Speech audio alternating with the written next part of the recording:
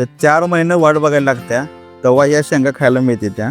अशा आता या वेळाच्या आमच्या भरपूर शेंगा निघायला लागल्या त्या. या शेंगा बघा तुम्ही, हे बघा या एक नंबर शेंगा, लाल शेंगा असते त्या. आणि ह्या फक्त ह्या दिवसाचं खायला मिळते त्या. इतर वेळी कधीसुद्धा या शेंगा मिळेल. हे 1 ते 2 महिन्यातच या शेंगा लागते त्याला. आणि एकदम म्हणजे एकदम भारी चव असते. इथं वाड्याच्या पुढच्या साईडला हे शेंगाचा एक वेल लावलेला होता. केवढा मोठा झाला आहे बघा. तर बघा केवढा मोठा वेल झाला आहे. ह्याच्यावर काय नाही, नुसतं वेल लावलेला आहे इथं. बघा हे सगळ्या शेंगा लागली ते.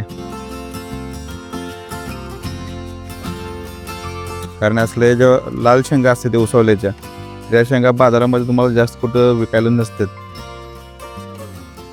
तर या शेंगा तोडायचे चालू आहेत. आणि आपल्याकडे अजून पण आहे इथं पाठीमागं दुसऱ्या पण कारल्याचे वेल आहेत आणि दुसरे पण आहेत, ते पण तुम्हाला दाखवतो. ते एकदम चवीला असते त्या शेंगा. आणि याचा हे आहे की बाजारामध्ये जास्त भेटत नाहीत, त्यामुळे आपण घरी वगैरे असं तुम्ही वेल लावू शकता. असा एक वेल लावला तर तुम्हाला भरपूर शेंगा खायला भेटून जाते ते.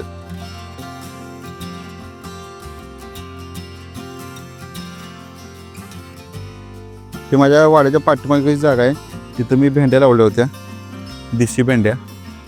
बघा गरगर देशी भेंड्या लागली त्या. आणि त्यासोबत इथं पावट्याचा वेल पण आहे. हे बघा या पावट्याला शेंगा लागायला लागली त्या.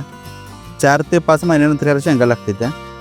देशी पावटा म्हणतो त्या देशी पावट्यात याला येऊ. आणि ही जी आमटी म्हणजे लईच भारी असते भाऊन. आणि इकडे बघताय तुम्ही हे सगळे कारल्याचे वेल आहेत. 7 ते 8 कारल्याचे वेल आले होते. जेवढं टाकलं तर सगळे आले होते.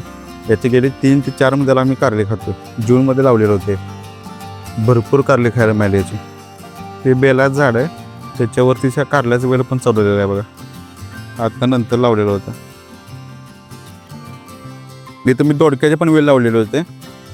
कमेंटमध्ये सांगा तुमच्या परड्यामध्ये कोणकोणते वेल आहेत ते, किंवा कोणत्या पालेभाज्या पिकवल्या जातात. व्हिडिओ आवडला असेल तर लाईक करा, शेअर करा. भेटूया आपण पुढच्या एका व्हिडिओमध्ये.